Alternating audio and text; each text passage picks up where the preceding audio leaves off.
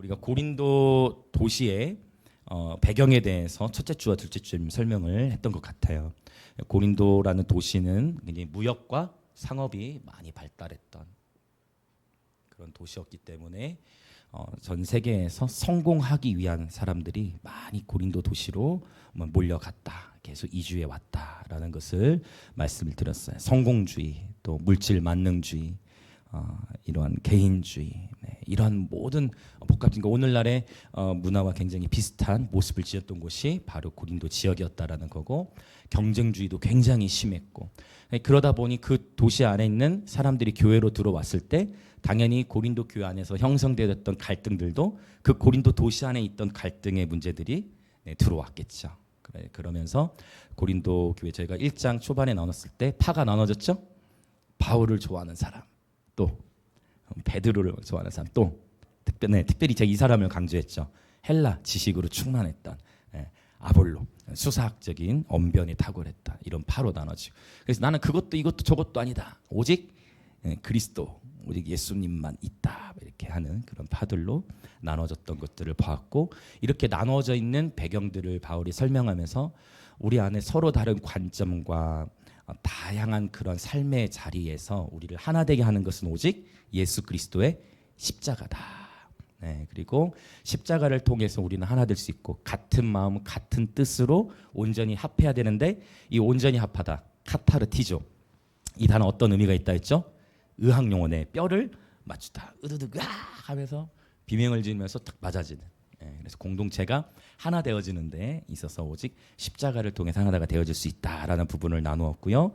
그리고 바로 이 십자가의 도가 멸망하는 자들에게는 매우 미련해 보이지만 구원을 얻는 우리에게는 하나님의 능력이 된다. 그래서 오늘 26절부터 31절까지 들어갈 건데 25절을 읽고 시작합시다. 이 표현 참 너무 아름다운 것 같아요. 25절, 1장 25절 같이 읽어볼게요. 시작. 하나님의 어리석음이 사람보다 지혜롭고 하나님의 약하심이 사람보다 강하니라. 아멘. 너무 좋지 않습니까? 하나님의 어리석음이 사람보다 지혜롭고 하나님의 약하심이 사람보다 강하다.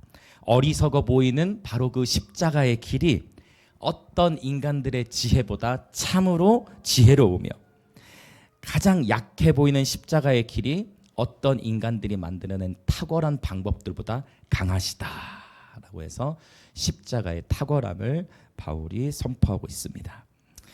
그래서 바로 이 십자가에 대해서 바울이 설교를 하는데요.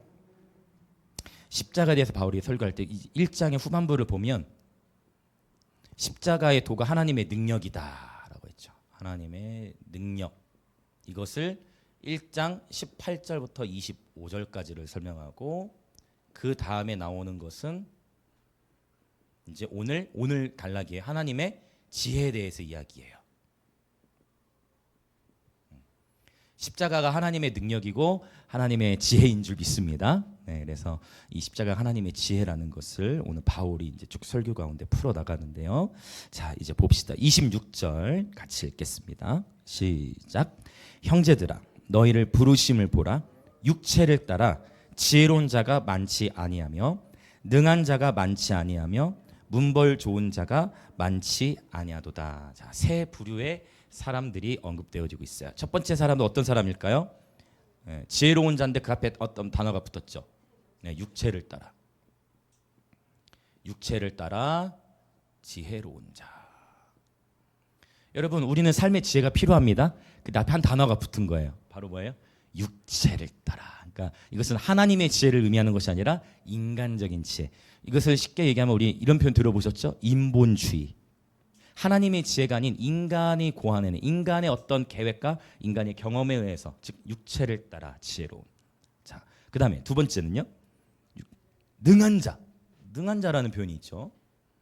나중에 다 연결되는 표현들이에요. 능한 자 또는 강한 자. 여기서 능한 자, 강한 자는 사회적으로,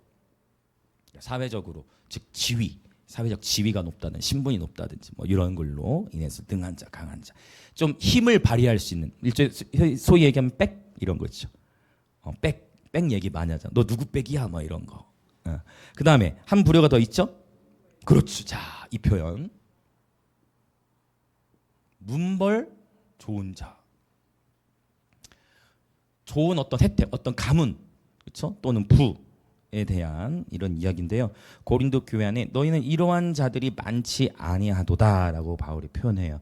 물론 없었던 것은 아니에요. 고린도 교회 안에도 분명히 성경에 보면은 한 몇 명 소수의 몇몇 부유했던 그러한 그리스도인들이 있었지만 대부분은 바울이 표현하기를 육체를 따라 지혜로운 자가 고린도 교회에 많지 않고 능한 자가 많지 않고 문벌 좋은 자도 많지 않다. 여러분 가운데 가문이 좋으신 분 계십니까? 아무도 없죠. 제가 미리 대답. 혹시 계실 수 있기 때문에 괜찮아요. 그런 은총을 누리는 것이에요. 그런데 우리가 가만히 이제 인생을 돌아보자는 거예요. 큰 어떤 하나님의 경륜 안에서 보자면 육체를 따라 지혜로운 자가 복음을 받아들이기가 매우 어렵죠. 사회적으로 지위가 튼튼하고 많이 갖춰져 있어. 부러울 게 없어. 내 말 한마디면 척척 다 모든 게 이루어질 수 있어. 그런 사람이 복음을 받아들이기, 여러분 생각해보세요. 그런 사람에게 예수님이 십자가에서 당신을 위해 십자가에서 죽으셨어요. 다가오지가 않죠. 문벌이 좋아. 부족함이 없어. 뭐 재정적으로 뭐 풍족해. 전혀 부족함이 없어. 그런 사람에게 예수님께서 당신의 가난을 짊어지셨습니다. 다가올 수가 없는 거죠. 복음을 쉽게 받아들이지 못했을 것입니다.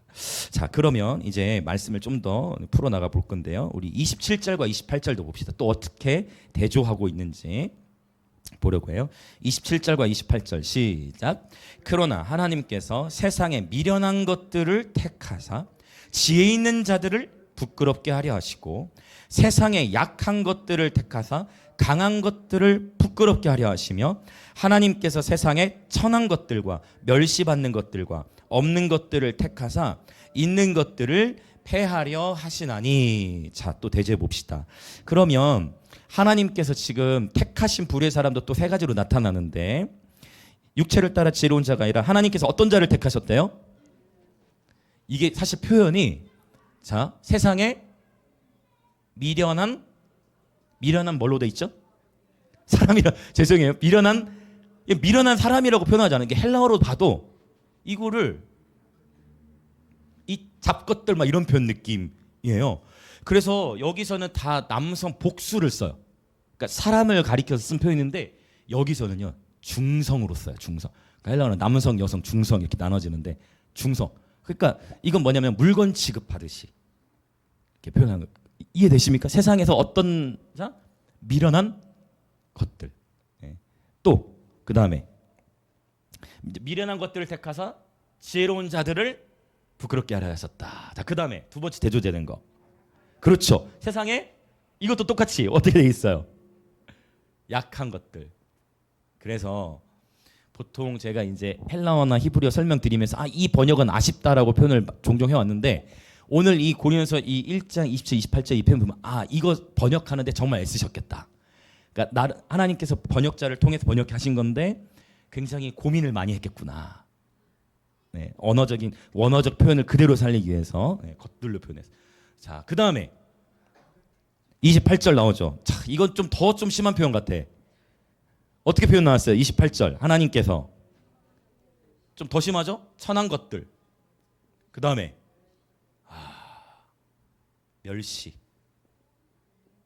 또 천한 것들, 멸시 받는 것들. 그 다음에 이것도 굉장히 자존심 굉장히 이거는 이제 무조건 자존심 상할 수밖에 없는 어떻게 표현되어 있어요?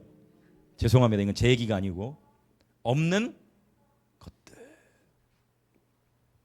이렇게 대조가 되는 거예요. 그런데 우리가 볼 수 있는 것은 하나님은 육체를 따라 지혜로운 자나 사회적으로 능한 자나 문벌 좋은 자를 택하셨다고 하지 않고 어떤 자들 택하셨어요? 그대로 읽어볼까요? 시작. 미련한 것들, 약한 것들, 선한 것들, 멸시받는 것들, 없는 것들입니다. 저입니다. 여러분 해당이 되십니까? 아멘. 감사합니다. 여러분 하나님의 택하심을 보라는 거예요. 그러면서 택하심이라는 단어를 3번이나 쓰고 있는데 하나님이 일부러 있는 사람들을 택하신다. 그러면 왜냐는 거죠. 왜 하나님이 왜 미련해 보이고 약해 보이고 천하고 멸시받고 아무것도 아니고 없는 것 같은 자들을 왜 이들을 택하시냐는 거죠. 왜 이들을 택하실까요? 왜 저와 여러분을 택하셨을까요? 왜 이러한 약하고 없는 자들을 택하실까요? 자, 말씀 속에 있겠죠? 바로 그 다음 29절을 한번 읽어볼까요?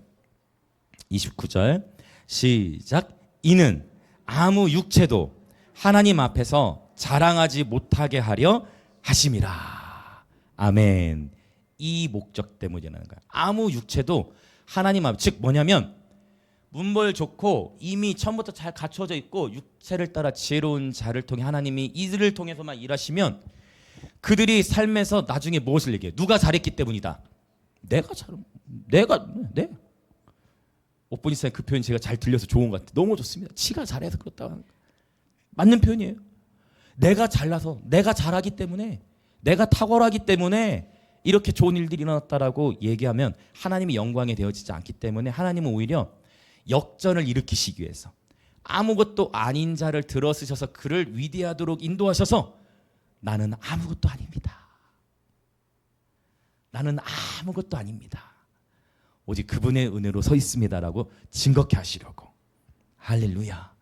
주님의 목적은 아무도 하나님 앞에서 잘난 체하지 못하도록 의도적으로 미련하고 약하고 천하고 멸시받고 없는 자들을 택하신다라고 하나님 표현하셨어요. 사실 이 표현이, 이 미련하다는 표현이 21절에도 보면 하나님께서 전도 자체를 어떻게 표현하셨냐면 전도 자체를 21절에 있어요. 하나님께서 전도에 미련한 것으로 믿는 자들을 구원할 기뻐하시고. 그러니까 전도 자체가 사실 뭐 하는 거예요? 되게 미련한 거라는 거예요. 우리가 지금도 거리로 나가서도 계속 외치지만 여러분 아무리 우리가 선을 베풀려 하고 호의를 베풀려 하더라도 그 자체로도 거부하는 사람들도 굉장히 많아요. 전도 자체는 세상이 봤을 때 굉장히 미련해 보이는 방법이에요. 복음을 받아들이는 것, 잘났다는 사람들은 복음을 받아들이기가 어려워요. 보통 사람들이 언제 복음을 받아들이냐? 잘 나가다가 삶에서 속된 말로 밑바닥이라고 하죠. 잘 나가다가 내 삶에 큰 어떤 공경과 어려움에 처했을 때 그때 삶을 돌아보면서 그때 마음이 가난해져서 하나님을 찾게 되는 것 같아요. 글쎄 여러분들은 어떠십니까? 저와 여러분의 인생에서 우리가 인생을 살아가면서 예기치 못한 고난과 어려움들을 마주할 때 그때 하나님을 더 이렇게 붙잡게 되는 모습을 보게 됩니다. 그러나 이제 저와 여러분의 삶에 있어서 우리 가운데 고난이 있을 때도 주님을 찾지만 우리의 삶 가운데 주님이 기쁨을 주시고 형통한 날들을 주셨을 때에도 우리의 마음이 높아지지 아니하고 우리 인생의 모든 날들 가운데 우리 주님을 기뻐하며 살아갑시다. 주님께 모든 영광을 올리며 살아갑시다. 아멘. 하나님 앞에서 우리가 내세울 수 있는 것은 아무것도 없다라는 것을 바울은 계속 선언하고 있어요. 자, 30절. 오늘 이 30절이 포인트가 돼요. 30절, 31절이. 자, 30절 같이 읽겠습니다. 시작. 너희는 하나님으로부터 나서 그리스도 예수 안에 있고 예수는 하나님으로부터 나와서 우리에게 지혜와 의로움과 거룩함과 구원함이 되셨으니. 30절의 표현을 보면 예수님은 우리에게 지혜가 되시고 의로움이 되시고 거룩함이 되시고 구원함이 되십니다. 우리가 한글 성경으로 봤을 때에는 이렇게 예수님은 우리에게 지혜가 되시고 의로움이 되시고 거룩함이 되시고 구원함이 있다로 번역이 되는데 거의 대부분의 헬라어를 연구하는 성서 신학자들은 거의 대부분은 이것을 이제 어떻게 헬라어적으로 해석을 하냐면 자, 이 30절에 나오는 예수는 하나님부터 나와서 우리에게 지혜와 의로움과 거룩함과 구원함이 나오는데 지혜와 할 때 이 단어가 헬라어로 관용어라고 하죠. 항상 그 어떤 표현으로 쓰였냐면 자, 테카이라는 단어를 쓰는데 이 테카이는 그냥 그리고로 쓰이지 않고 어떤 의미로 쓰였냐면 즉 또는 곧 이런 표현이에요.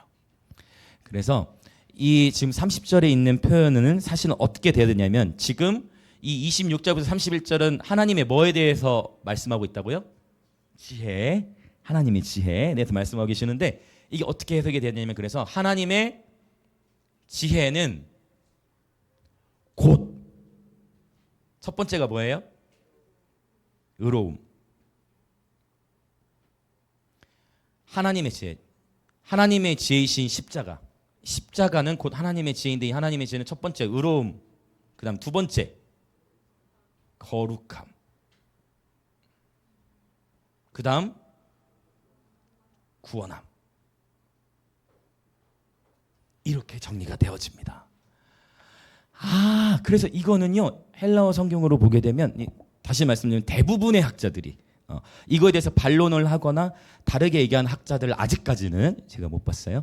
다 대부분에서, 왜냐하면 헬라어로 들여다보았더니 이 표현이 하나님의 지혜의 열매로서 표현이 되더라.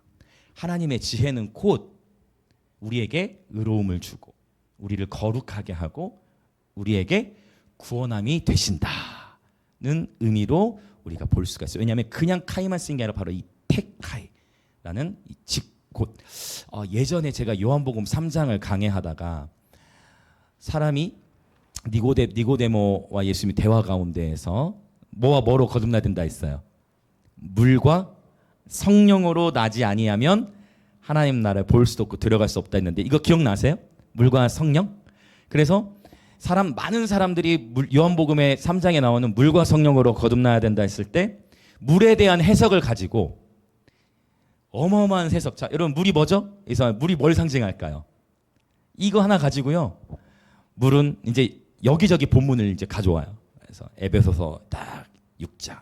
물로 씻어 말씀으로 거룩하게 하시고 물과 성령으로 거듭나는 거는 말씀과 성령으로 거듭나는 거다 하면 좋은 해석. 또 어떻게 되느냐? 또 다른 해석이 있겠죠? 또 어떤 해석이 있을까요? 그렇죠. 물을 이제 그러면 여기 물을 침례로 할 때는 어느 성경을 가져올까요? 저쪽 베드로. 그렇죠? 베드로 전서 쪽으로 가보면 물은 곧 너희를 구원하는 표다 하면서 그 말씀 가져와서 그러면 여기 요한복음 3장에서 말하는 이 물과 성령에서 물은 뭐를 또 의미한다? 침례를 의미한다서 침례와 성령으로 해석하는 경우도 있어요. 그러니까 근데 지금 보세요. 지금 어디와 어디를 가져왔어요? 에베소서 그리고 베드로전서를 가져왔어요. 그렇게 해석할 수도 있겠지만 가장 중요한 거는 인접 문맥들을 잘 봐야 돼요. 제가 지금 이렇게 찾고 나누는 거는 요한계시록 들어가기 위한 준비라고 계속 말씀드렸어요. 그래서 결국 요한복음 문맥 안에서 물이 어떻게 쓰였는가를 계속 먼저 봐야 돼요. 이게 먼저 시작이에요. 그렇죠? 그래서 요한복음 4장에서도 물에 대한 언급이 있죠. 영원히 마르지 아니하는 샘물이 솟아난다 있고 요한복음 7장에 가서는 믿는 자들의 뱃속에서부터 뭐가 나와요? 생수의 강이 흘러나와. 강이 곧 물이잖아요. 그렇죠? 그런데 그 강을 요한복음 7장에서는 예수님께서 뭐라고 풀어주셨어요? 이는 곧 믿는 자들이 받을 성령을 가리키심이라. 그렇죠? 그럼 요한복음에 나오는 물은 뭐를 상징하여 주로? 성령을 상징하는. 그런데 우리 질문은 사람이 거듭나려면 물과 성령으로 거듭나요. 이게 이제 막히는 거지. 그러면 성령과 성령으로 거듭나는 여기서 이해 한계인데 헬라어를 알면 이게 풀어진다는 거예요. 이 원리. 그러니까 어떻게 볼 수 있다. 물, 곧 그렇죠. 그러면 다 열리는 거예요. 그러니까 여러분 잘 깨어 계셔야 돼요. 그러니까 지금 제가 대부분 이걸 다 들어보셨을 거예요. 물과 성령으로 거듭나야 한다 했을 때 침례와 성령이다. 그래서 실제로 어떤 교단에서는 침례를 구원의 필수로 보는 교단이 있을까요? 없을까요? 있죠. 침례를 구원의 필수로 보는 교단도 있다. 이거는 약간 이제 또 균형을 놓친 거예요. 근데 그분들이 나쁜 의도로 그렇게 시작했던 게 아니고 나름대로 뭐를 사모했어요? 하나님의 말씀을 사모했고 근데 해석을 어디서 가져온 거예요? 베드로전서에서부터 가져와가지고 물은 너희를 구원하는 표다. 그게 침례다. 이렇게 표기가 되는 거예요. 또 물은 곧 에베소서에 있는 말씀처럼 물로 씻어 말씀으로 깨끗하게 하시고 물은 곧 물론 물이 말씀의 의미로 쓰여진 배경도 분명히 본문이 있어요. 근데 해석을 할 때 우리가 자주 하게 되는 실수가 이게 내가 원하는 해석과 딱 맞춰지는 말씀. 요거를 주의해야 돼. 이게는 이제 어려워요. 여기는 분별이 필요해요. 여기는 훈련이 많이 필요하고 지금 그 작업을 제가 하고 있는 거예요. 그래서 여러분이 이런 부분에서 딱 그 퍼즐 맞추는 이 말씀의 구절을 해석할 때 반드시 배경을 함께 이해해야 하고 어떤 말씀을 가져올 수도 있지만 어떤 말씀은 가져와서는 안 되는 내용도 있고 이런 것들을 제가 계속 딱딱하지만 계속 훈련해 나가고 있어요. 여러분 평생의 유익함이 되실 거예요. 다시 그러면 이제 전혀 어렵잖아요. 물과 성령으로 거듭난다 했을 때는 어떤 의미라고요? 물, 곧 성령으로 거듭난다. 이렇게 해석하면 전혀 문제가 되지 않아요. 물론 또 이렇게 될 수 있어요. 또 이제 에베소서 말씀에 이런 표현도 있어요.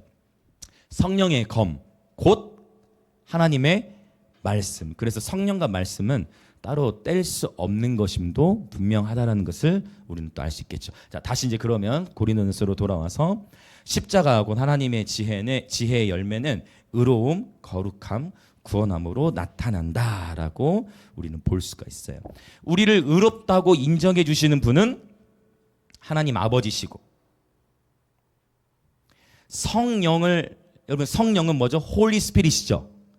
거룩한 성령이세요. 우리를 거룩하게 하시는 분, 즉 바로 성령 하나님의 사역이고, 구원함, 우리는 예수 그리스도의 피로 구원함을 받았어요. 삼일체 하나님의 동역도 볼 수가 있고, 의로움이라는 것은 내가 잘해서가 아니라 바로 예수께서 행하신 일로 말미암아 하나님께서 우리를 의롭다고 칭해 주시는 겁니다.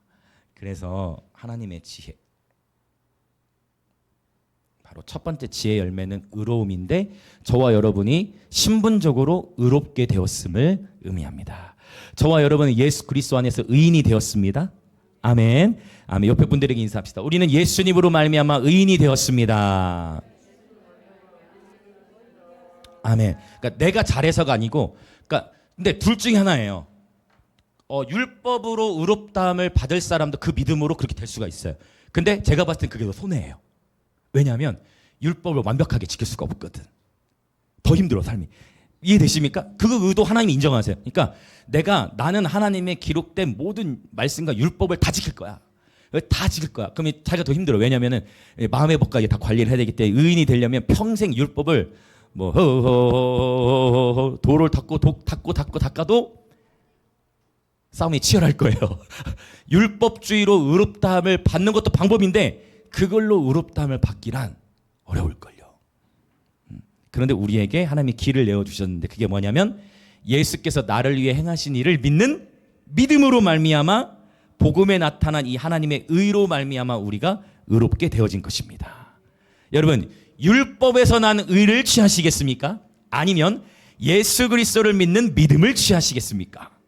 그렇죠. 예수 그리스도를 믿는 믿음으로 말미암은 의를 취하시길 축복합니다. 아멘이시죠?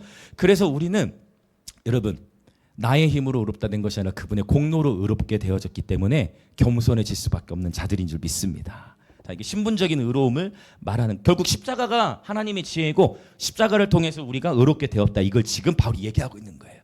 그럼 두 번째, 거룩함입니다. 바로 순결함 또는 거룩함, 성결함 등을 의미하지만 결국 이 거룩함, 결국 순결이라는 것도 예수 그리스도의 십자가를 통해서 우리는 거룩하게 되어졌다는 것을 지금 바울은 설교하고 있는 것입니다. 그 다음 세 번째, 구원함. 이 단어는 어떤 단어냐면 바로 그리스 로마 세계 안에서 1세기에 노예들이 정말 많았어요. 근데 일부러 노예가 된 사람도 있어요. 왜 일부러 노예가 될까요? 왜 일부러 노예가 될까요? 돈 없는 사람들이, 또 빚을 많이 진 사람들이 그 빚을 갚기 위해서 일부러 내가 뭐가 되는 거예요? 노예. 부잣집에 노예로 들어가요. 어떤 의미 이해되시죠? 그래서 노예로 들어가가지고 그 노예가 되면서 모든 혜택을 받고 7년이 지나면 빚도 다 탕감받고 나오는. 그러니까 오히려 노예를 택하는 거예요. 그런데 이 구원함이라는 단어가 바로 어떤 의미를 갖고 있냐면 노예로부터 해방되다라는 그런 의미를 갖고 있어요. 하나님의 말씀을 들었던 사람들은 이 의미를 너무 잘 알고 있죠. 노예로부터 해방될 때 쓰던 바로 그 소테리아, 소조라는 그 단어를 충분히 이해할 수 있었을 거예요.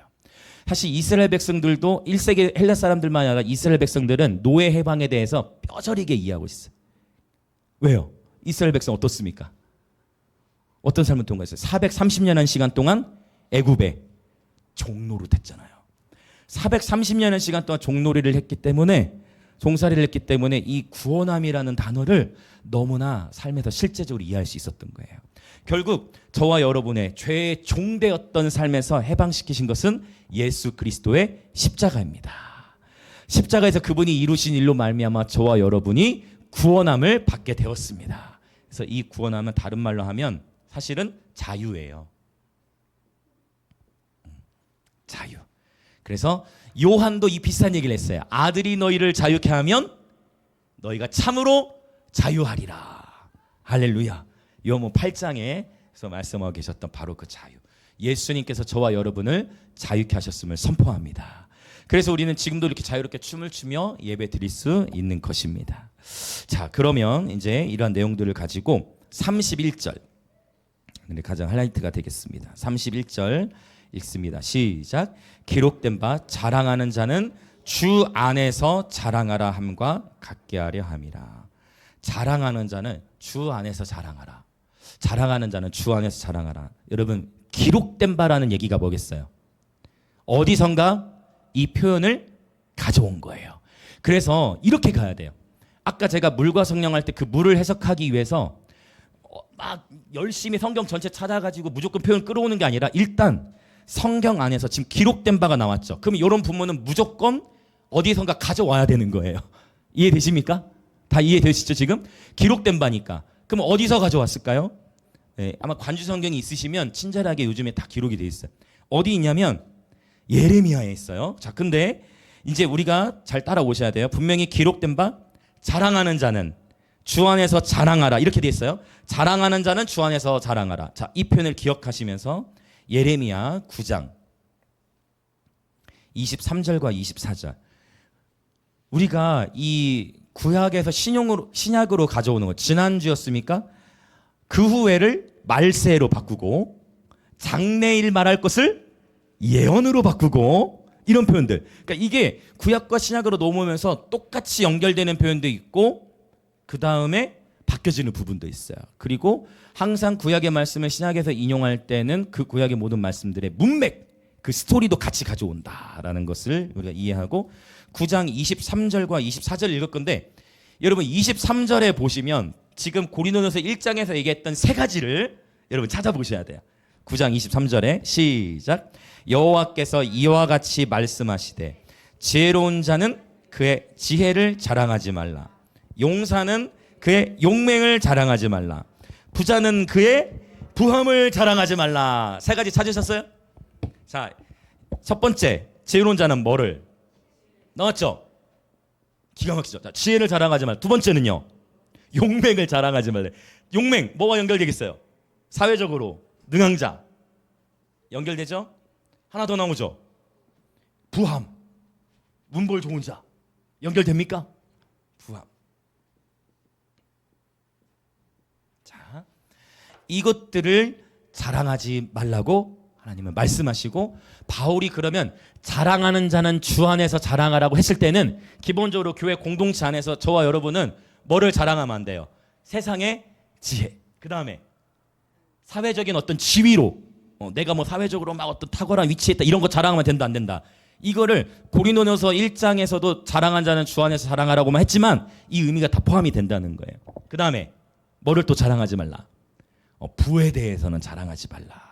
이것들을 바울이 언급하고 있고 예레미야를 통해 말씀하셨던 걸 그대로 고린도서 1장의 문맥에 가져와서 말씀하고 있다. 그러면 무엇을 자랑하느냐? 24절 같이 읽겠습니다. 예레미야 9장 24절 시작. 자랑하는 자는 이것으로 자랑할지니 곧 명철하여 나를 아는 것과 나 여호와는 사랑과 정의와 공의를 땅에 행하는 자인 줄 깨닫는 것이라. 나는 이 일을 기뻐하노라. 여호와의 말씀이니라. 제가 성경책이 바뀌어진 지 얼마 안 됐거든요. 목요일에 나눴지만 요한계시록 1장이 없어져 버렸어. 그래가지고 찢어진 거죠. 어디로 사라졌어. 붙일 수도 없어. 없어져가지고.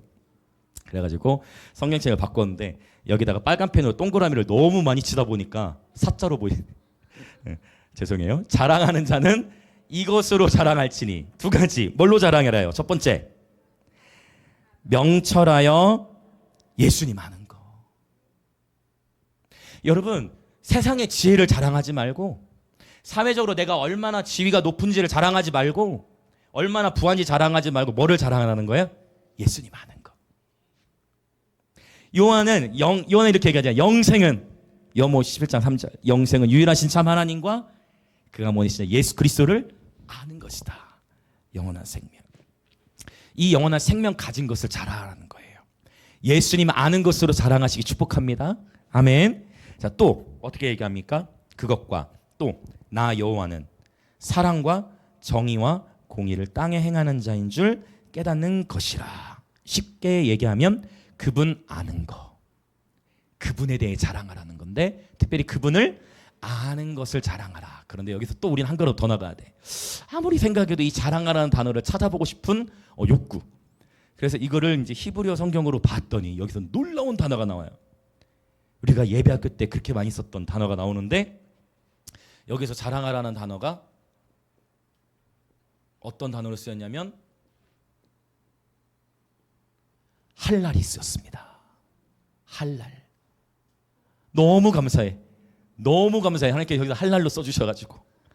자, 할랄이 뭐냐면 예배학교 때 제가 나눴지만 히브리어는 찬양에 해당하는 단어가 7가지가 있어요. 그 중에 대표적인 단어가 바로 할랄인데, 이 할랄은 어떻게 찬양하는 거예요? 춤을 추며 찬양하는 거예요. 할렐루야. 바보처럼 보일 정도로 열광하다, 춤을 추며 하나님 찬양하다라는 그 단어인데, 여러분 그럼 이게 단어 연결이 되세요? 춤을 추며 찬양하는 것과 주님을 자랑하는 것 연결될 수 있겠습니까? 연결될 수 있겠습니까? 그러니까 주님이 연결을 시켰으면 내가 이해되지 않더라도 일단 연결을 찾아야 돼요. 어떤 의미 이렇게 가는 거예요. 그러니까 자의적 해석이라는 거는 이게 말씀이 이해되지 않아가지고 이걸 해석하기 위해서 억지로 본문을 찾아오는 건데, 지금 이거 같은 경우는 자랑하는 건데 이게 할랄이네? 그럼 자랑하는 것과 춤을 추며 찬양하는 게 연결이 된다는 얘기네? 이것까지는 진리인 거예요. 이해되세요? 그래서 이걸 이해하기 위해서 이제 우리가 노력해야 되는 거지. 이해되시죠? 그래서 자랑하는 것과 할랄이 연결이 되어지냐? 연결되어질 수 있죠. 예배 안에서 연결되어질 수 있죠. 우리의 예배는 곧 주님을 자랑하는 거예요. 그런데 마침 이 따르는 말씀으로 표적을 주신 것 같아요. 토요일날 거리 예배 우리 다 앞에 나가지고 너무 좋아. 애들 다 같이 나서 이번 주에 여러 지체들이 함께 막 찬양하고, 우리 준이도 막 찬양하고, 성민도 찬양하고, 애들 다 이번 주 보니까 민우는 영어로 Build My Life, 발음이 저보다 더 좋아. 영어로 찬양 준비해오고, 맞아요. 터니도 하는데 저희 또 어떻게 했으니까 거리에서 더 크게 하면 막 춤을 추며 찬양하는, 그게 뭐 하는 거예요? 여호와 아는 거를 자랑하는 거예요. 세상이 봤을 때는 미련해 보일 수 있는데 그게 여호와를 자랑하는 거예요. 세상이 봤을 때는 여러분 바보처럼 보이지 않을까요? 우리가 이렇게 춤추며 찬양 보고, 그러나 생각할 거예요. 저들은 왜 저렇게, 무엇이 좋아서 저렇게 뛸까? 저들은 무엇이 좋아서 이 더운 날에 들어오고 있지? 라고 생각을 할 거예요. 그렇죠? 그것이 여호와를 자랑하는 거예요. 여러분 춤추며 많이 찬양하시기 축복합니다. 춤추며 또 어떤 일도 일어난다고요? 뛰면서 하다 보면 기도 큰다. 하은이 더 클 것 같네. 하은이가 이제 싱어를 하고 싶다 해가지고 싱어로 왔는데, 하은이 더 클 것 같아. 여러분 춤을 추며 찬양하는 것과 여호와를 자랑하는 것이 이렇게 연결이 또 되어진다는 거예요. 그리고 꼭 기억하시고, 다시 자랑하는 자는 우리 어떤 인간의 지혜나 용맹이나 사회적 지위 또는 어떤 부를 자랑하는 게 아니라 오직 저와 여러분은 예수 그리스도를 자랑하는 예배자 되시기 축복합니다. 여러분의 회사에서도, 여러분 가정에서도 예수님을 자랑하십시오. 그분이 얼마나 나를 사랑하시는지, 그분이 어떻게 나를 용납해 주셨는지, 그분의 사랑과 그분의 행하심과 그분의 모든 것을 자랑하는 저와 여러분 되시길 예수님으로 축복합니다. 아멘. 자, 그럼 바울이 이 예레미야 9장 23절과 24절을 가져와서 이렇게 말씀하고 있는데요. 바울이 구체적으로 고린도 후서 12장에서 바울이 자랑한다라는 단어를 굉장히 여러 번 쓰면서 바울이 자랑하는데, 그러면 바울은 무엇을 자랑했는가? 바울 스스로가 분명히 고린도 전서에서는 자랑하는 자는 주 안에서 자랑하라 라고 이렇게 표현을 했는데, 그러면 바울은 지금 무엇을 자랑하고 있는가? 그것을 한번 같이 보도록 하겠습니다. 자, 우리 고린도후서 12장인데요. 우리가 이 12장을 1절부터 좀 읽어나가 볼게요. 자, 1절 같이 읽습니다. 무익하나마 내가 부득불 자랑하노니 다 같은 단어예요. 주의 환상과 계시를 말하리라. 그러니까 부득불. 그러니까 어쩔 수 없이 내가 좀 이거는 자랑을 해야 되겠다라고 표현을 하면서 2절 시작. 내가 그리스도 안에 있는 한 사람을 아노니 그는 14년 전에 셋째 하늘에 이끌려간 자라. 그가 몸 안에 있었는지 몸 밖에 있었는지 나는 모르거니와 하나님은 아시느니라. 지금 바울도 약간 수사학적 기술을 쓴 거예요. 지금 분명히 그라고 표현했지만 3인칭으로 표현했죠. 여기서 말하는 그가 누구일까요? 그렇죠. 이거는 오늘날 우리들도 이거는 바울 자신을 가리키는 건데 이렇게 표현했구나. 우리도 알 수 있겠죠. 이해되시죠? 지금 바울 자신인데 자기 자신을 더 이거는 조금 신비적인 요소이다 보니까 그라고 표현을 한 거예요. 자, 그런데 이거는 바로 바울이에요. 근데 여러분, 그가 몸 안에 있었는지 몸 밖에 있었는지 모른다. 저도 이거를 경험해 봤는데 여러분, 몸 안에 있었는지 몸 밖에 있었는지 그러니까 하나님이 그분 나라를 보게 하시거나 이끌어 가실 때 이거를 보기도 했고, 사실은 어렸을 때 기절을 한번 했다가 이걸 경험했어요. 친구랑 하도 싸우는데 이 녀석이 이제 제 목을 막 졸랐는데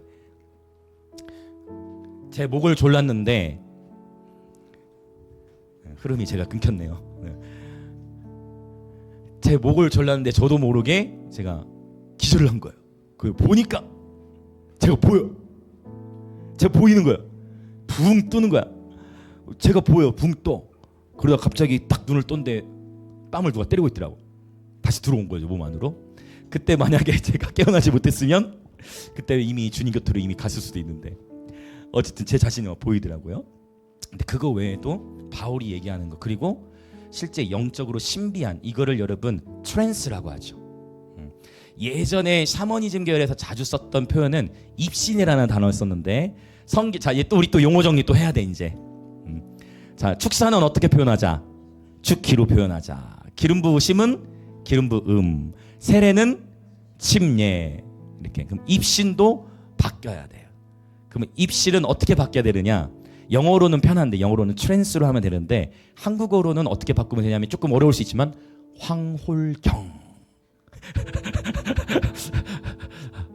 너무 어색하죠? 자, 솔직하게 황홀경이 익숙해요? 아니면 입신이 익숙해요? 입신이 익숙해. 그 황홀경이라는 쓰는 표현의 이유는 성경 속에서 이제 그런 표현이 있기 때문에 언급을 하지만 익숙치 않죠. 네. 그냥 이제 뭐 주의 영에 의해 이끌림을 받았다 뭐 이렇게 표현할 수 있겠죠. 그러니까 우리가 생각보다 성경보다 이렇게 우리의 문화, 샤머니즘과 일반적인 상황 속에서 이 전문 용어, 무속 용어 이것과 은근히 이제 우리가 많이 저쪽이 돼 있다는 것을 알 수가 있어. 어쨌든 이 황홀경으로 들어가는 거예요. 쓰다 보면 또 괜찮아요. 처음에는 어색해도 황홀경. 바울이 셋째 하늘을 봤어요. 근데 제가 깨달았는데 이게 잠깐 신비적인 얘기 잠깐 하고 갈게요. 셋째, 그러니까 첫째 하늘, 둘째 하늘, 셋째 하늘로 이렇게 성경에서 분리가 되잖아요. 그런데 제가 어떤 사역자들 가운데 특별히 천국 지옥을 봤다 하시는 분들 가운데 혹시 셋째 하늘 말고 그 위에 하늘까지 들어보신 분? 몇째 하늘까지 들어보셨어요? 많다는 거. 네, 이 부분이 흥미로운데 7개의 층으로 나누는 분들이 계셨어요. 설교자들 가운데. 그래서 성경에 7층천이라는 표현은 그러니까 느낌은 좋아. 느낌은 좋잖아요. 이제 뭐 7 연결되니까. 그런데 왜 이 표현들이 나올까를 이렇게 연구를 해보니까 이 요한계시록뿐만 요한계시록 이렇게 언급하지 않지만 요한계시록과 비슷한 연대에 쓰였던 외경의 책들이 있어요. 그 중에 이사야 승천기라는 이런 문헌들 학문적으로 연구를 하다 보니까 그러한 1세기 때 썼던 외경으로 알려져 있는 또는 위경으로 알려져 있는 이러한 책들을 보면은 어떤 내용들이 있냐면 하늘을 특히 에녹일서도 근데 에녹일서도 무시를 할 수 없어요. 왜요? 유다서에 보면 유다서에서 이 에녹일서를 인용하잖아요. 에녹일서를. 그런데 거기에 보면은 하늘을 7개로 구분하는 내용들이 나와요. 근데 7층으로 나누든 3층으로 나누든 그건 별로 중요치 않은 것 같아요. 그런데 하늘에도 확실한 거는 여러 층들이 있다라는 거고 그 이사야 승천기에 보면 굉장히 흥미로운 내용이 나오는데 그게 뭐냐면 천사들이 이렇게 날개를 치잖아요. 그 이사야 승천기에서 어떤 내용을 표현하냐면 천사들이 날개치면 어떤 소리가 나겠어요? 바다닥 바다닥 바다닥 바다닥 이게 찬양 소리라고 나와요. 그래서 이건 굉장히 기름 부음이 있는 표현이다. 그러니까 천사들이 날개 칠 때 파다닥 파다닥 파다닥 하는 소리가 뭐 하는 소리예요? 하나님 찬양하는 소리구나 라는 것을 이해할 수가 있어요. 그래서 제가 느낀 것은 영의 세계는 굉장히 넓고 우리가 다 헤아릴 수가 없어요. 셋째 하늘, 7층 하늘, 우리가 그것을 다 알 수는 없지만 기본적으로 성경에서는 셋째 하늘까지만 알고 있으니까 이렇게만 이해하는 게 안정적이겠지만 무시할 수는 없다. 하늘에 여러 층들이 있다. 그러면 바울이 첫째 하늘, 둘째 하늘, 셋째 하늘로 구분했을 때 첫째 하늘은 어떤 하늘이겠어요? 우리 육신의 눈에 보이는 하늘이에요. 둘째 하늘은요? 바로 에베소서 6장에 말하는 어둠의 주관자들이 둘째 공중의 권세 잡은 자들. 바로 이 셋째 하늘이 하나님의 보좌가 계신 하늘, 이렇게 표현을 하고 있는 것 같아요. 그런데 바울이 이제 이 신비적인 것은 저도 보니까 바울이 말 아낀 것 같아. 우리가 느낄 수 있어요. 자, 볼까요? 3절 4절 바울이 말을 아꼈어. 3절 4절 시작. 내가 이런 사람을 아노니 그가 몸 안에 있었는지 몸 밖에 있었는지 나는 모르거니와 하나님은 아시느니라. 그가 낙원으로 이끌려가서 말로 표현할 수 없는 말을 들었으니 사람이 가히 이르지 못할 말이로다. 아멘. 그러니까 바울도 지금 셋째 하늘에 이끌려가가지고 뭔가를 들었죠. 근데 뭐라고 들었는지를 기록했어요, 안 했어요? 안 했어요. 제가 가고 싶어서 간 것도 아니라 지난 주일에 꿈에서 제가 천국을 방문했다고 했잖아요. 그래서 예전에도 얼마 전에 그런 적이 있는데 사람들의 관심은 뭐에 가 있냐면 천국에서 뭐 했는지, 그렇지, 뭐 했는지와 뭐를 봤는지에 뭐를 먹었는지까지 나왔네요 지금. 그래서 오늘 뭘 먹었으면 좋겠는데 그래서 천국에서 뭘 봤는지 또는 뭘 했는지에 관심이 가게 돼 있죠. 근데 바울도 그거를 언급을 안 했어요. 왜냐하면 말로 다 표현도 사실은 다 한계가 있을 뿐더러 바울이 특정한 여러 어쩌면 신비주의로 가는 것을 막기 위해서일 수도 있겠고 그런 것들을 지금 말로 다 표현할 수 없는 어떤 영역이 있다. 근데 사도 요한도 마찬가지예요. 요한계시록에 다 기록한 것 같죠? 다 기록 안 했어요. 그걸 어떻게 할 수 있냐면 일곱 인과 나팔과 대접은 기록했는데 기록 안 한 게 있어요. 그게 뭘까요? 일곱 요한계시록이 있어요.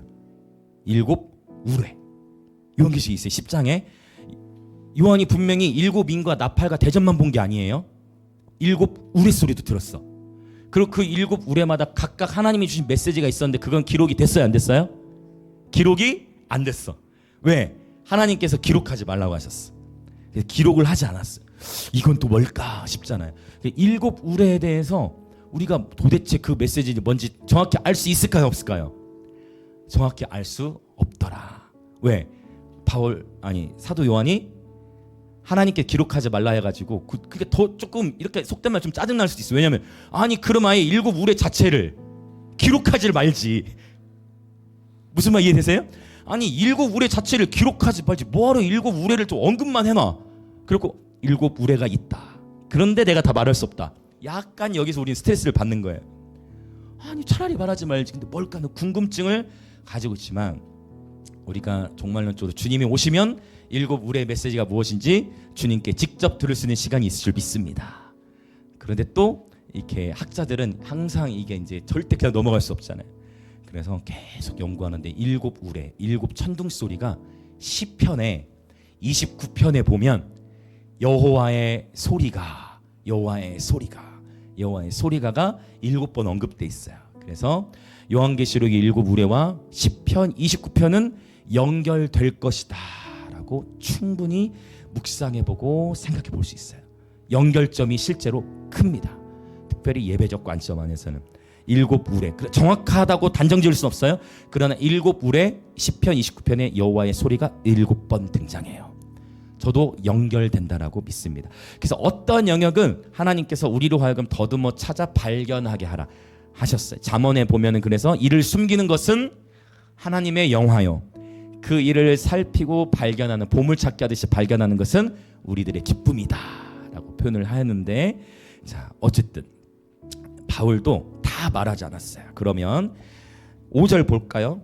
5절 바울이 이 자기 잠깐 언급만 하고 나도 그래 이런 거예요. 솔직히 나 이런 거 자랑할 수 있다.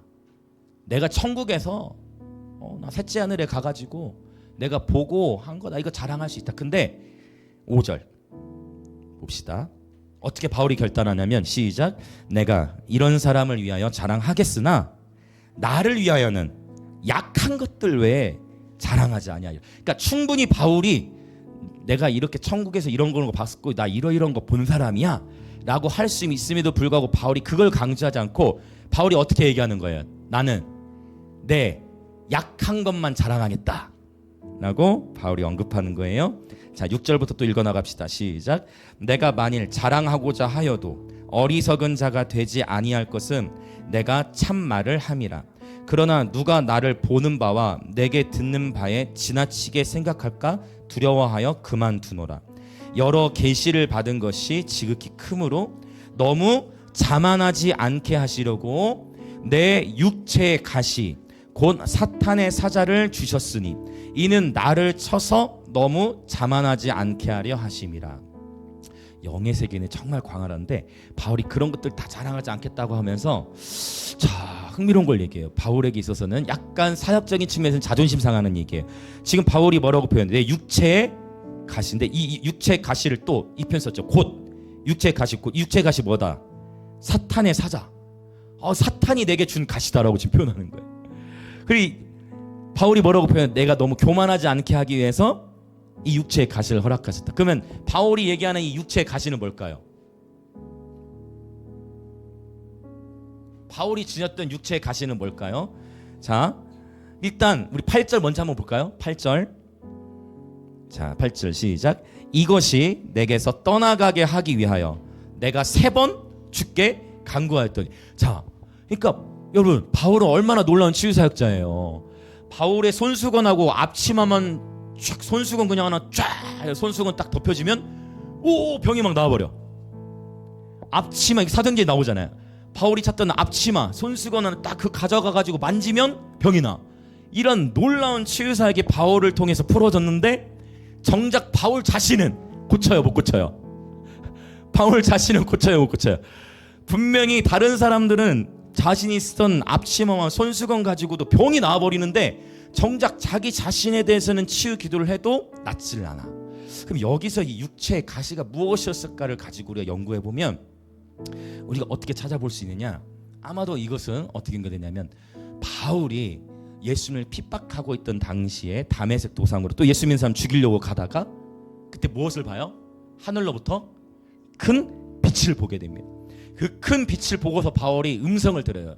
바울아 바울아 나는 네가 핍박하는 예수라. 그때 주님을 만나 당신이 진짜 메시아셨군요 하고 주님을 만나는데 대신 주님과 만났지만 바울이 어떻게 됐죠? 눈이 멀어버렸어요. 진짜 눈이 멀었어요. 눈이 멀어가지고 보질 못해. 그런데 며칠 있다가 하나님께서 누굴 보내요?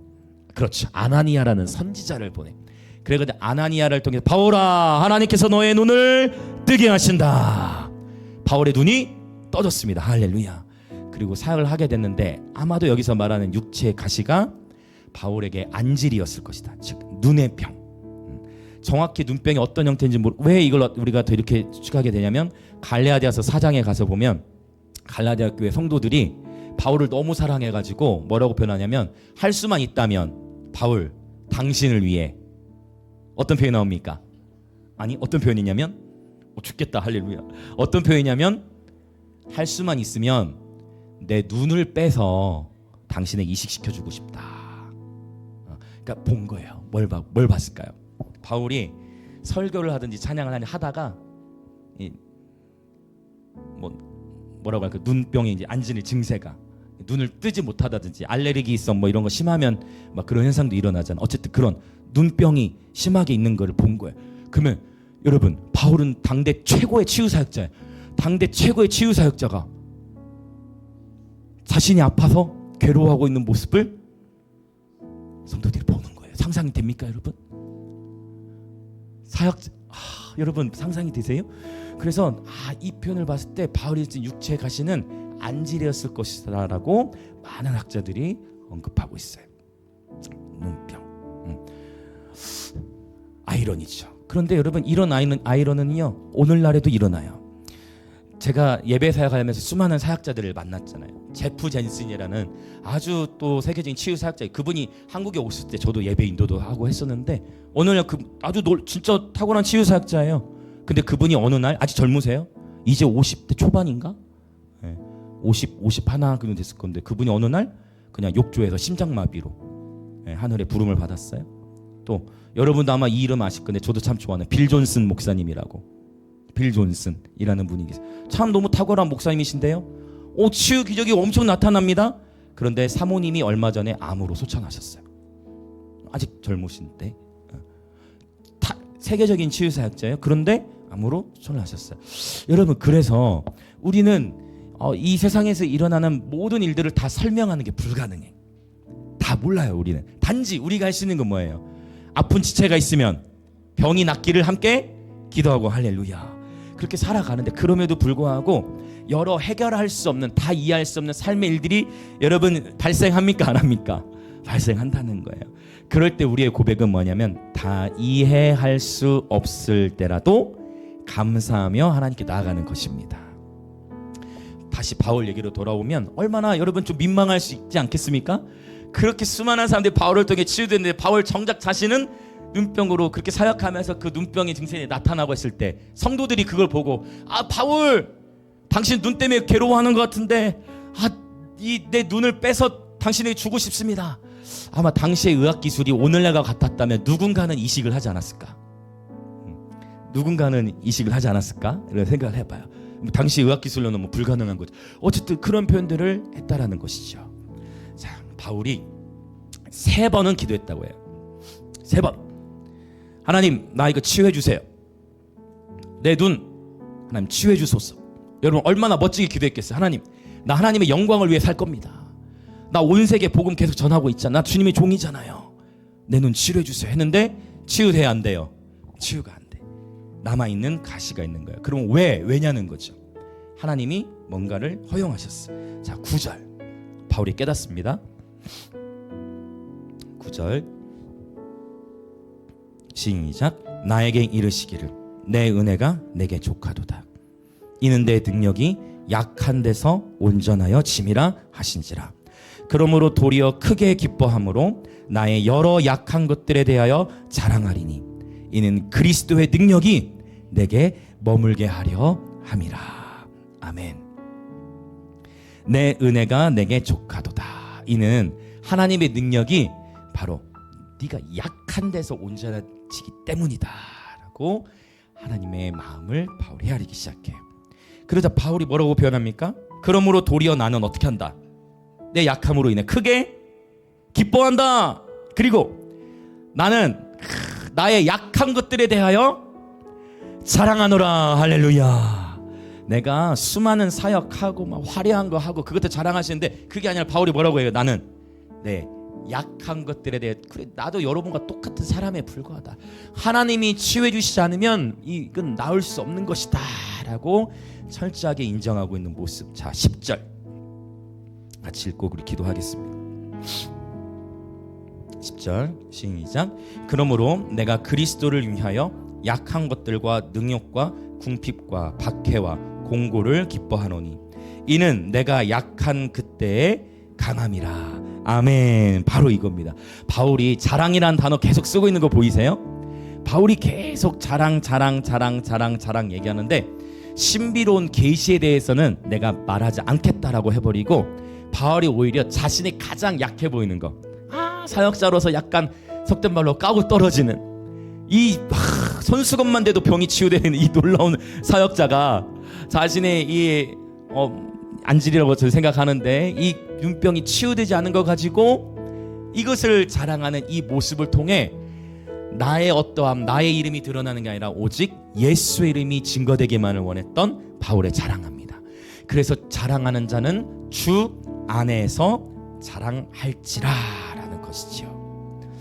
여러분, 하나님의 능력은 약한 데서 온전하여 짐을 선포합니다. 이러한 약한 것들이 저와 여러분의 삶에서 나타날 때에 우리가 더욱 기뻐하는 예배자들 되기를 원합니다. 바울은 보세요. 그리스도를 위하여 약한 것들. 여러분, 약한 것들 우리 고린도서 1장에서 봤죠? 미련한 것들, 그 다음 약한 것들, 천한 것들, 멸시받는 것들, 없는 것들, 이 5가지를 언급하는데요. 10절에서 보십시오. 약한 것들, 능욕, 궁핍, 박해, 공고. 다시 5가지. 내가 그리스도를 위하여 약한 것들, 능욕, 궁핍, 박해, 곤고를 기뻐하노라. 할렐루야. 이는 내가 약한 그때의 강함이라. 이제 우리 기도하겠습니다. 여러분, 우리는요 은근히 자존심 상하는 걸 매우 싫어해요. 여러분, 우리는요 은근히 멸시받는 걸 싫어합니다. 여러분, 우리는 어리석어 보이는 거를 싫어해요. 그래서 포장하죠. 여러분, 우리는 나의 약함이 드러나는 것을 싫어해서 아주 강한 척합니다. 여러분, 우리는 어리석어 보이는 것을 싫어해서 아주 똑똑한 척을 합니다. 여러분, 우리는 선해 보이는 것을, 또 멸시받는 것을 싫어해서 우리의 부함을 자랑합니다. 그러나 여러분, 우리의 약할 때, 그때가 바로 주님의 강함이 드러날 때인 줄 믿습니다. 십자가의 길은 우리의 약함을 자랑하는 것입니다. 십자가의 길은 우리의 한계를 인정하고 겸손히 주님을 따르는 것입니다. 십자가의 길은 주님을 아는 것으로 기뻐하는 것입니다. 그래서 이 시간 기도할 때, 오 주님, 육체의 가시를 압도하는 하나님의 능력을 경험케 하여 주옵소서. 하나님, 미련한 우리들을 택하여 주셔서 감사합니다. 하나님, 약한 우리들을 택하여 주셔서 감사합니다. 하나님, 천하고 멸시받고 아무것도 아닌 우리들을 택하여 주셔서 감사합니다. 오 주님, 세상의 지혜나 강함이나 부를 자랑하지 않고 오직 예수님 아는 것으로 자랑하게 하여 주옵소서. 오직 주님 아는 것을 자랑하고 오직 주님의 성품을 자랑하는 예배자들 되게 하여 주시옵소서. 우리의 약할 때 주님의 강함을 드러내시는 주님을 찬양합니다. 그렇게 주여 외치며 기도합시다. 주여.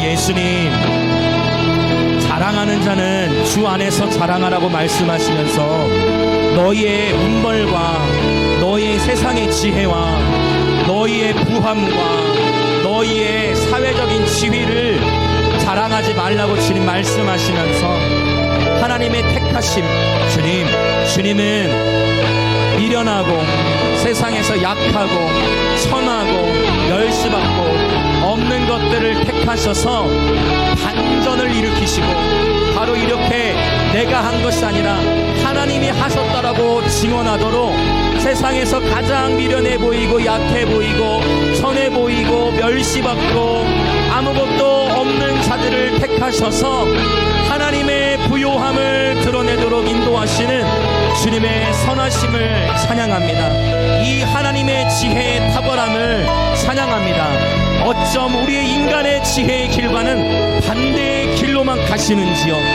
주님, 우리 인간의 지혜에서는 사회적 지위와 부함이 그렇게도 중요하지만 하나님 나라 안에서는 주님 가장 미련해 보이고 어리석어 보이고 약하고 천하며 없는 것들을 택하셔서 하나님의 강함을 드러내도록 십자가의 도가 하나님의 능력이요 하나님의 지혜임을 드러내도록 가장 보잘것없고 약하고 허물 많고 어리석고 우둔하고 아무것도 아닌 저 같은 사람들, 아무것도 아닌 자들을 주님은 택하셔서 주님의 강함을 드러내게 하시는 이 하나님의 지혜, 이 하나님의 경륜, 아무것도 아닌 나 같은 자를 사용하셔서 주님 말씀을 나누게 하시는 주, 아무것도 아니고 미련하기 짝이 없고 의둔하고 말에도 조하고 아무것도 아닌 자를 사용하셔서 십자가를 전하게 하시는 하나님의 신비와 섭리.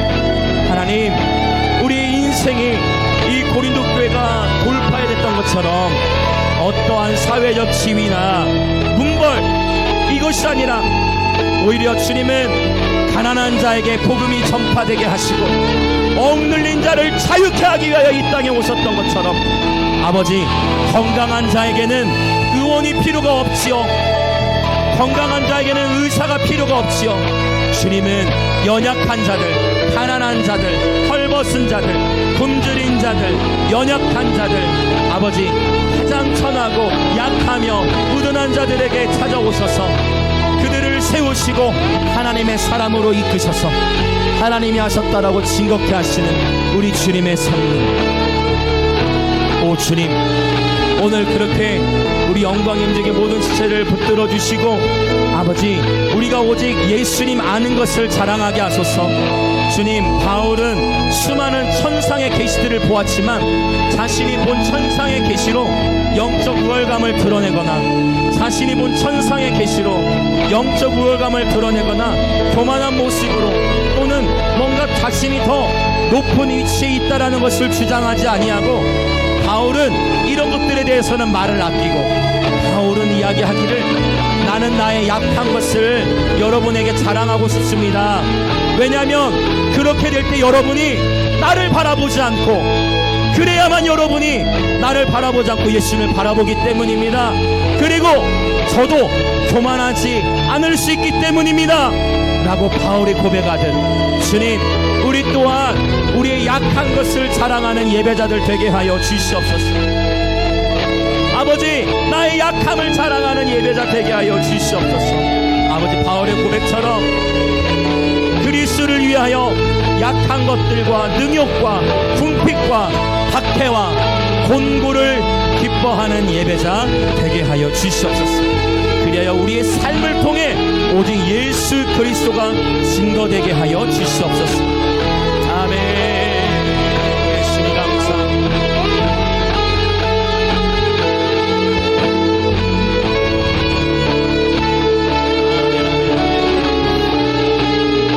아멘 아멘. 우리 다시 한 번 더 기도하길 원하는데요, 예전에도 나눈 적이 있는 것 같지만 저는 어렸을 때 이 운동을 했고 책을 많이 안 읽었어요. 물론 가난해서 집에 책이 없었던 것도 있었고, 그러다 보니까 책 읽는 속도 너무 느려가지고 제가 성인이 돼서도 성경 읽는, 책 읽는 속도 너무 느리니까 성경을 많이 보고 싶어 너무 느린 거예요. 성경 여러분 20장을 보는데 저는 4시간이 걸렸어요. 4시간 동안 20장을 못 읽었어요. 읽는 속도가 너무 느리니까. 그리고 지금도 말하는 게 저는 제 스스로 그래요. 언변이 탁월하지 않아요. 그런데 어느 순간부터 하나님께서 제 마음의 중심을 봐주셨는지 속도가 점점 빨라져요. 속도가 빨라지고 어느새 여러분, 제가 이거 공부하고 있을 누가 알 수 있겠어요? 하나님은 반전을 일으키세요. 그런데 저는 그렇게 미련한 자였어요. 저는 체육 점수와 음악 점수만 높았어. 다른 점수들은 다 낮았어. 그런데 이렇게 제가 목사가 되고 성경 연구하는 걸 좋아하고 책 읽는 걸 좋아하고 이렇게 될 줄은 제 자신이 몰랐습니다. 근데 하나님이 하세요. 저는 놀기 좋아하는 사람이었고, 그랬던 저를 하나님이 이렇게 쓰시는 것은, 아 그렇구나, 나 같은 사람을 좀 어느 정도 조금 이렇게 정당하게 사용하셔야 하나님도 조금 그분의 이름이 더 드러나시겠구나 라는 것을 생각해요. 여러분, 이야기를 하는 것은 여러분 축복합니다. 저와 여러분 안에 어떤 나름대로의 다 연약함이 있고 부족함이 다 있으실 거예요. 여러분 괜찮습니다. 하나님은 우리의 약함을 통해서 그분의 강함을 드러내십니다. 여러분 완벽하지 않습니다. 여러분 아무도 완벽하지 않아요.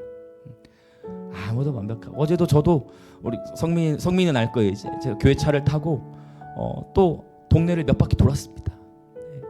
방향치인 거죠. 여러분 괜찮아요. 우리 안에 다 저마다의 연약함이 있고 부족함이 있고 실수투성이에요. 그런데 하나님은 우리에게 기억하세요. 완벽함을 요구하시는 게 아니고요. 하나님은 완벽함을 요구하시는 게 아니라 바로 지금 저와 여러분의 마음을 원하시는 거예요. 바로 지금 저와 여러분이, 예수님 저 이렇게 실수투성이고 연약함 투성인데 나를 주님께 드립니다. 하나님 때로 사용해 주옵소서라는 주님 바로 이 마음을 받기 원하시는 겁니다. 여러분 축복합니다. 우리 가운데에 문벌 좋은 자, 부한 자, 사회적으로 강한 자, 또 지혜 있는 자가 많지 않다라는 이 바울의 표현 속에, 그러나 하나님은 미련한 것들, 약한 것들, 천한 것들, 멸시받는 것들, 없는 것들을 택하셔서 그분의 강함을 드러내는 통로로 사용하실 것입니다. 이 자리에 계신 우리 모든 영광의 임재의 지체들 위해 저는 평생에 기도할 것입니다. 하나님은 여러분을 통해 하나님 나라를 증거케 하실 것입니다. 하나님은 여러분을 통해 그분의 나라의 강함을 드러내실 것입니다. 여러분을 통해 하나님의 치유의 능력을 운반케 하실 것입니다. 여러분을 통해 예배자들의 군대가 일어나게 하실 것이고, 여러분을 통해 하나님의 사랑이 운반되게 하실 것입니다. 여러분, 나를 기대하는 것이 아니라, 여러분 자신을 기대하는 것이 아니라, 우리를 붙드시고 우리를 택하신 하나님을 기대하는 예배자들 되시기 축복합니다. 여러분, 저도 바라보지 마시고 여러분 자신도 바라보지 마시고 하나님을 바라보며 기쁨으로 전진해 나아갑시다.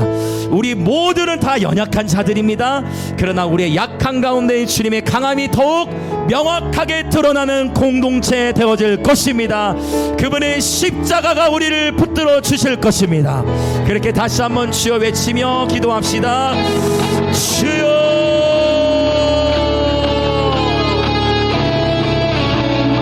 여러분, 우리의 모든 소망은 하나님께 있습니다. 여러분, 부끄러워하지 마세요. 여러분, 부끄러워하지 마세요. 혹 여러분 가운데 저처럼 책 읽는 속도가 더뎌가지고 힘드셨던 분들 계십니까? 여러분, 두려워하지 마십시오. 그리고 꾸준히 주님 안에 거하시며 새나가시면 이 저 같은 사람도, 하나님께서 저처럼 우둔하고 미련한 사람도 하나님께서 지혜를 열어주시고 계신 것처럼 반드시 하물며 여러분에게도 반드시 열어주십니다. 여러분은 저보다 다 나으십니다. 여러분은 저보다 더 나으십니다. 여러분, 우리 안에 다 수많은 연약함이 있습니다. 그러나 십자가가 우리를 하나 되게 하는 것입니다. 여러분, 주 안에서 힘을 내십시오. 혹 육체적 질병으로 오랫동안 신음하고 계신 분들 계십니까? 여러분, 포기하지 마세요. 치유를 위해 계속 기도하십시오. 우리도 함께 치유를 위해 기도하겠습니다. 그러나 또한 그리 아니하실지라도 감사함으로 오히려 내 안에 있는 연약함을 자랑합시다. 그리 아니하실지라도 여러분, 나누기 부끄러울 수 있죠. 여러분, 공개하기 불편할 수도 있죠. 그러나 그 약한 것을 여러분 자랑합시다. 왜요? 십자가가 우리의 소망이기 때문이에요. 아무것도 두려워하지 마십시오. 아무것도 좌절하지 마십시오. 그분의 사랑이 우리와 함께 하십니다. 아멘. 아멘. 우리 약할 때 강함이 되시는 주님을 찬양합니다. 우리 약할 때 강함이 되시는 주님의 선하심을 찬양합니다. 아멘. 여러분, 한번 이제 오늘부터 도전해보세요. 이게 나의 약함을 가리기 위해 강한 척하는 것이 아니라, 나의 우둔함을 가리기 위해 지혜로운 척하는 것이 아니라, 나의 있는 모습 그대로, 하나님은 저와 여러분의 있는 모습 그대로를 사랑하십니다. 하나님은 저와 여러분의 있는 모습 그대로를 좋아하십니다. 여러분, 우리의 약함을 자랑할 때 주님의 강함을 우리는 보게 될 것입니다. 그러면 삶이 얼마나 자유로운지 몰라요. 그러면 우리의 삶이 얼마나 자유로운지 몰라요. 감추려 할수록, 가리려 할수록 더 힘들어요. 포장하려 할수록 더 힘듭니다. 그러나 그리스도 안에서 자유하는 거예요. 왜요? 우리는 다 연약하기 때문에요. 우리는 다 부족하기 때문입니다. 할렐루야, 할렐루야, 할렐루야.